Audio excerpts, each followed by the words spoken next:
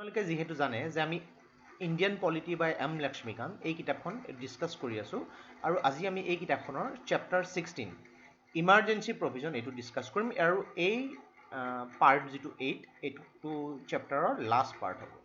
চ' এতিয়ালৈকে যিমানবোৰ ভিডিঅ' আমি ডিছকাছ কৰিছোঁ প্ৰত্যেকটো ভিডিঅ'ৰ এটা প্লে'লিষ্ট বনাই মই ডেছক্ৰিপশ্যনত দি দিছোঁ। প্লিজ এইবিলাক আপোনালোকে ফ'ল' কৰিব। যিমানে আমি আগবাঢ়ি গৈ থাকিম আগৰ কনচেপ্টবোৰ যদি আপোনালোকৰ ক্লিয়াৰ নাথাকে অসুবিধা হ'ব পাৰে। চ' প্লিজ এইখিনি যাতে ভালকৈ ফ'ল' কৰি লয়। খুবেই ইণ্টাৰেষ্টিং এটা ছাবজেক্ট হয় ইণ্ডিয়ান পলিটি। চ' ভিডিঅ'টো ষ্টাৰ্ট কৰাৰ আগতে প্লিজ চেনেলটো ছাবস্ক্ৰাইব কৰি দিয়ক যাতে এনেকুৱা ধৰণৰ ইম্পৰ্টেণ্ট ভিডিঅ'ৰ ন'টিফিকেশ্যন আপোনালোকে পাই থাকে। চ' আজি আমি এই চেপ্টাৰটোত ফাইনেন্সিয়েল ইমাৰ্জেঞ্চি, ইয়াৰ যিটো গ্ৰাউণ্ডছ আৰু যিটো এপ্ৰুভেল, গ্ৰাউণ্ডছ অফ ডিক্লেৰেশ্যন, ইয়াৰ লগতে যিটো পাৰ্লিয়ামেণ্টাৰী এপ্ৰুভেল আৰু তাৰ লগতে ফাইনেন্সিয়েল ইমাৰ্জেঞ্চিৰ এফেক্টছ কি কি হয়, কেনেকৈ ইয়াৰ ক্ৰিটিচাইজ কৰা হৈছিলে, এইবিলাকৰ বিষয়ে ভালকৈ ডিছকাছ কৰিম। চ' এটা নতুন টপিক আজি আমি ডিছকাছ কৰিবলৈ ওলাইছোঁ, ফাইনেন্সিয়েল ইমাৰ্জেঞ্চি। চ' আহকচোন আজি টপিকটো ষ্টাৰ্ট কৰোঁ। চ' অলৰেডি যদি আপোনালোকে মোৰ আগৰ যিবিলাক ভিডিঅ' আছে খুব ভালকৈ চাইছে তেনেহ'লে ফাইনেন্সিয়েল ইমাৰ্জেঞ্চি এটা আপোনাৰ বাবে নতুন ছাবজেক্ট নহয়, নতুন টপিক নহয়। মই আগতেও ডিছকাছ কৰিছোঁ, ইয়াত অলপ আমি ডিটেইলছত ডিছকাছ কৰিম, কিন্তু ইয়াৰ এটা ইন্ট্ৰডাকশ্যন, এটা আভাস মই আগৰ যিবোৰ চেপ্টাৰ সেইবিলাকত ডিছকাছ কৰা হৈ গৈছে। দ্বিতীয়তে ইমাৰ্জেঞ্চি আমি অলৰেডি ডিছকাছ কৰিলোঁ, national emergency, then president rule. Already যদি এই দুটা কনচেপ্ট আপোনালোকৰ ক্লিয়াৰ আছে, ফাইনেন্সিয়েল ইমাৰ্জেঞ্চিৰ এটা বেচিছ আপোনালোকৰ ৰেডি হৈ যাব। চ' ইয়াত আমি মেইনলি গ্ৰাউণ্ডছ অফ ডিক্লেৰেশ্যন যিকেইটা টপিক আছে, parliamentary approval and duration, effects of financial emergency আৰু ইমাৰ্জেঞ্চি প্ৰভিজনৰ যিবিলাক ক্ৰিটিচিজম আছে এইবিলাক ভালকৈ ডিছকাছ কৰিম। চ' ইয়াত একচুৱেলি বেলেগকৈ নোটৰ কোনো প্ৰয়োজন নাই, এইখিনিকে ওৱান বাই ওৱান মই ডিছকাছ কৰি গৈ থাকিম। চ' অলৰেডি যেনেকৈ আমি কৈ আহিছোঁ আৰ্টিকল 360 ফাইনেন্সিয়েল ইমাৰ্জেঞ্চিৰ লগত ৰিলেটেড। চ' এই বস্তুটো কোনে কৰিব পাৰে? প্ৰেচিডেণ্টে প্ৰক্লেইম কৰিব পাৰে। প্ৰেচিডেণ্টক যিকোনো এটা ছিটুৱেশ্যন, এনেকুৱা এটা ছিটুৱেশ্যনত কি হয়, যেতিয়া ভাৰতৰ যিটো টেৰিটৰী আছে তাৰ ভিতৰত যিকোনো ধৰণৰ ফাইনেন্সিয়েল প্ৰব্লেম বা যিকোনো ধৰণৰ ফাইনেন্সিয়েল ছিটুৱেশ্যন যদি থ্ৰেটেন হয়, তেনেকুৱা ক্ষেত্ৰত কেবিনেটৰ হেডেড বাই প্ৰাইম মিনিষ্টাৰ তেওঁ প্ৰেচিডেণ্টক ৰিকুৱেষ্ট কৰিব যে আপুনি ফাইনেন্সিয়েল ইমাৰ্জেঞ্চি ডিক্লেয়াৰ কৰি দিয়ক। এতিয়া ঠিক প্ৰেচিডেণ্ট ৰুলৰ দৰেই আৰ্টিকল 38 যিটো এমেণ্ডমেণ্ট এক্ট অফ 1975, ইয়াত এইটো কোৱা হৈছিলে যে ফাইনেন্সিয়েল ইমাৰ্জেঞ্চিৰ এই ক্ষেত্ৰত প্ৰেচিডেণ্টে যেতিয়া ডিক্লেয়াৰ কৰি দিলে এইটো জুডিচিয়েল ৰিভিউ নহয়। বাট আমি অলৰেডি ডিছকাছ কৰি আহিছোঁ 44th এমেণ্ডমেণ্ট এক্টত বহুত ছেফগাৰ্ড দিয়া হয় অফ 1978। চ' একেধৰণে যিটো প্ৰেচিডেণ্ট লটো আমি ডিছকাছ কৰি আহিছোঁ যে ফাইনেন্সিয়েল ইমাৰ্জেঞ্চিৰ ক্ষেত্ৰত জুডিচিয়েল ৰিভিউ হ'ব। মানে ধৰি লওক প্ৰেচিডেণ্টে ফাইনেন্সিয়েল ইমাৰ্জেঞ্চি ডিক্লেয়াৰ কৰি দিলে, এতিয়া কথাটো হ'ব সেইটোৰ ওপৰত জুডিচিয়েল ৰিভিউ কৰাব পৰা যাব। মানে কোনো ৰিলেভেণ্ট কাৰণত এইটো কৰা হৈছে নে নাই, নে এনেই কৰি দিলে, তাৰ বস্তুটো ছুপ্ৰিম কোৰ্টে চালি জাৰি চাই পেলাই এইটো নাল এণ্ড ভইডো কৰিব পৰা যায়। এই কথাটো 1978 অৰ 44th এমেণ্ডমেণ্ট এক্টত ইন্ট্ৰডিউচ কৰা হৈছে। চ' গ্ৰাউণ্ডছ অফ ডিক্লেৰেশ্যন হৈ গ'ল। নেক্সট হ'ল ফাইনেন্সিয়েল ইমাৰ্জেঞ্চি যে ডিক্লেয়াৰ কৰিলে ইয়াৰ পৰা কিন্তু পাৰ্লিয়ামেণ্টৰ পৰা এপ্ৰুভেল লাগিব। আমি নেশ্যনেল ইমাৰ্জেঞ্চিৰ ক্ষেত্ৰত ডিছকাছ কৰিলোঁ, প্ৰেচিডেণ্ট যিটো ইমাৰ্জেঞ্চিৰ ক্ষেত্ৰত ডিছকাছ, প্ৰেচিডেণ্ট ৰুলৰ ক্ষেত্ৰত ডিছকাছ কৰিলোঁ, কিন্তু এইটো একচুৱেলি মই যিটো ফাইনেন্সিয়েল ইমাৰ্জেঞ্চি হ'ব লাগে ইয়াত প্ৰেচিডেণ্ট ৰুলেই থাকি গ'ল, এইটো কাৰণে চৰি দেই। ফাইনেন্সিয়েল ইমাৰ্জেঞ্চি প্লিজ শুধৰাই ল'ব।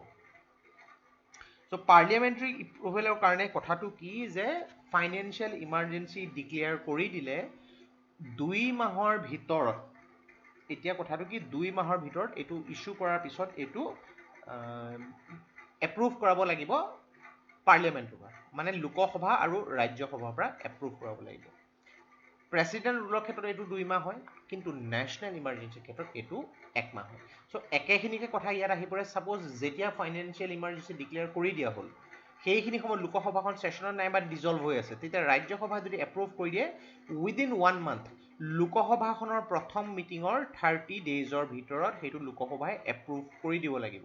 কিন্তু এই 30 ডেইজৰ ভিতৰত যদি লোকসভাই এপ্ৰুভ নকৰে তেতিয়াহ'লে কিন্তু এইখন লেপছ হৈ যাব। কিন্তু মিন হোৱাইল যিটো ৰাজ্যসভাই এইটো এপ্ৰুভ কৰা হৈ থাকিব লাগিব। এইখিনি কথা অলৰেডি আমি শিকি আহিছোঁ। কিন্তু ইয়াত দুটা এনেকুৱা কণ্ডিশ্যন আহে যিকেইটাই ফাইনেন্সিয়েল ইমাৰ্জেঞ্চিক অলপ পৃথক কৰে।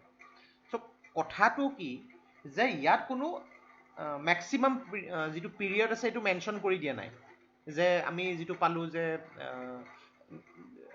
আপোনাৰ প্ৰেচিডেণ্ট ৰুলৰ ক্ষেত্ৰত 3 বছৰৰ পিছত কৰিব নোৱাৰে, যিকোনো উপায়েৰে তাত ছিষ্টেমটো আনিব লাগিব ডেম'ক্ৰেটিক ছিষ্টেম। কিন্তু ফাইনেন্সিয়েল ইমাৰ্জেঞ্চিত কোনো ইয়াত মেক্সিমাম টাইমৰ লিমিটৰ কথা মেনশ্যন কৰা হোৱা নাই। এতিয়া নেক্সট কথা আমি যিটো দুইটাতে পাই আহিছোঁ যে 6 মাহৰ মূৰে মূৰে নেশ্যনেল ইমাৰ্জেঞ্চি হওক বা প্ৰেচিডেণ্ট ৰুল ক্ষেত্ৰতে হওক এইটো ছেইম প্ৰচেছত এপ্ৰুভ কৰাব লাগিব 6 মাহৰ মূৰে মূৰে। ইয়াত এনেকুৱা কোনো কথা নাই ফাইনেন্সিয়েল ইমাৰ্জেঞ্চি ক্ষেত্ৰত। এবাৰ এপ্ৰুভ হৈ গ'ল, এইটো এপ্ৰুভ হৈ গৈ থাকিব, বাৰে বাৰে কৰি থাকিব নালাগে। এতিয়া কথাটো হৈছে যে ফাইনেন্সিয়েল ইমাৰ্জেঞ্চি অলপ বেলেগ হয় নেশ্যনেল ইমাৰ্জেঞ্চি আৰু প্ৰেচিডেণ্ট ৰুলতকৈ। নেশ্যনেল ইমাৰ্জেঞ্চি আৰু প্ৰেচিডেণ্ট ৰুল এই ক্ষেত্ৰত কি হয়, লোকসভা আৰু ৰাজ্যসভাৰ পৰা মনোনীত হ'ব লাগিব, এপ্ৰুভ হ'ব লাগিব। কিন্তু ফাইনেন্সিয়েল ইমাৰ্জেঞ্চিৰ ক্ষেত্ৰত কি হয়, লোকসভা বা ৰাজ্যসভা যিকোনো এটা হাউচে এপ্ৰুভ কৰি দিলে হৈ গ'ল, দুইটাই কৰিব নালাগে, যিকোনো এটাই কৰি দিলে হ'ল, আৰু এইটো simple majority. Okay, simple majority আমি অলৰেডি ডিছকাছ কৰি আহিছোঁ কি হয়। কিন্তু আপোনাৰ যিটো নেশ্যনেল ইমাৰ্জেঞ্চিৰ ক্ষেত্ৰত কি আছিলে, স্পেচিয়েল মেজৰিটি আছিলে। প্ৰেচিডেণ্ট ৰুলৰ ক্ষেত্ৰত কি আছিলে, চিম্পল মেজৰিটি আছিলে। আৰু ঠিক তেনেধৰণে ফাইনেন্সিয়েল ইমাৰ্জেঞ্চিৰ ক্ষেত্ৰতো চিম্পল মেজৰিটি। চ' ক'ত কি হয় এইখিনি কথা জানিবটো খুবেই প্ৰয়োজন। কনফিউজন হ'ব পাৰে, বাট 2-3 বাৰমান আপোনালোকে যদি ৰিভাইজ কৰে খুব ভালকৈ মনত ৰৈ যাব। এতিয়া কথাটো হৈছে যে ফাইনেন্সিয়েল ইমাৰ্জেঞ্চি হওক বা প্ৰেচিডেণ্ট ৰুল হওক, প্ৰেচিডেণ্টে যিকোনো নিজৰ খুচিমতে সেইটো উঠাই ল'ব পাৰে। মানে এইটো সম্পূৰ্ণ ইয়াত পাৱাৰটো প্ৰেচিডেণ্টৰ ওপৰত দি দিয়া হৈছে, এইটো কথা কৈছে। চ' ইয়াৰ কাৰণে কোনো পাৰ্লিয়ামেণ্টাৰী এপ্ৰুভেল নালাগে যে এইটো অঁতৰাব নে নতৰাই। কিন্তু নেশ্যনেল ইমাৰ্জেঞ্চিৰ ক্ষেত্ৰত লোকসভাৰ পৰা ৰিজলিউশ্যন লাগিব, approve by 1/10 of the member. Okay, এইখিনিলৈকে ক্লিয়াৰ হৈ আছে। নেক্সট আমি ডিছকাছ কৰিম ইফেক্টছ অফ ফাইনেন্সিয়েল ইমাৰ্জেঞ্চি। মানে ফাইনেন্সিয়েল ইমাৰ্জেঞ্চি ছাপ'জ লাগি গ'ল, যেতিয়া ক'ভিড-19ৰ একচুৱেলি চিটুৱেশ্যন হৈ আছিলে সেইখিনি সময়ত বহুত ধাৰণা কৰা হৈছিলে যে ফাইনেন্সিয়েল ইমাৰ্জেঞ্চি ডিক্লেয়াৰ কৰি দিব নেকি, নাই কিন্তু তেনেকুৱা চিটুৱেশ্যন নহ'ল, এইটো কণ্ট্ৰল কৰি দিয়া হ'ল। এতিয়া ইফেক্টছ হ'লে কি হয়, যে প্ৰথমতে কৈছে যে যিকোনো এক্সিকিউটিভ অথৰিটি চেণ্টাৰৰ তেওঁলোকৰ ওচৰত পাৱাৰ আহে। দুটা পাৱাৰৰ কথা মেনশ্যন কৰা হৈছে, যে তেওঁলোকে ষ্টেটৰ যিকোনো বস্তু অবজাৰ্ভ কৰিব পাৰে, ফাইনেন্সিয়েল প্ৰপাৰ্টি বা যিকোনো ধৰণৰ ফাইনেন্সিয়েল চিটুৱেশ্যন অবজাৰ্ভ কৰিব পাৰে, আৰু এই ক্ষেত্ৰত প্ৰেচিডেণ্টৰ ডাইৰেকশ্যন হিচাপত, প্ৰেচিডেণ্টৰ এপ্ৰুভেল হিচাপত লৈ ডাইৰেকশ্যন প্ৰভাইড কৰিব পাৰে। চ' এটা চিম্পুল এক্সাম্পল লৈ লওক যে এখন ঘৰত এজন ব্যক্তি আছে, এই ব্যক্তিজনে ছাপ'জ এটা পইচা ইনকাম কৰি আছে, অকলে থাকে তেওঁ, নিজৰ যিবিলাক হাউচ ৰেণ্ট হওক বা তেওঁৰ খোৱা বোৱা খৰচ, গোটেই লিভিং এক্সপেঞ্চেছ তেওঁ চাকৰিৰ পইচাৰে, ইনকাম কৰা পইচাৰে চলাই আছে। এতিয়া কিবা কাৰণত তেওঁৰ চাকৰিটো গুচি গ'ল ধৰি লওক। চ' এনেকুৱা চিটুৱেশ্যনত এওঁ কি কৰিব, নতুন এটা চাকৰি যেতিয়ালৈকে নাপায় তেওঁ তেতিয়ালৈকে অলপ কম খৰচত চলিবলৈ লাগিব নে নাই, ইকনমিকেলি চলিবলৈ নাই। একেটা কনচেপ্ট আপোনাৰ ফাইনেন্সিয়েল ইমাৰ্জেঞ্চিৰ ক্ষেত্ৰতো আহে, যে কিছুমান বস্তু অলপ ষ্ট্ৰিক্টলি ধৰি ৰাখিব লাগিব, নহ'লে বিকজ ফাইনেন্সিয়েল ইমাৰ্জেঞ্চি ডিক্লেয়াৰে তেতিয়া কৰা হয় যেতিয়া নেশ্যনেল ইণ্ডিয়াৰ টেৰিটৰীৰ ফাইনেন্সিয়েল চিটুৱেশ্যনটো থ্ৰেটেন হয়। চ' এনেকুৱা অৱস্থাত বেছি খৰচটো ডেফিনেটলি কৰিব নোৱাৰিব, চিম্পুল এটা কনচেপ্ট হয়।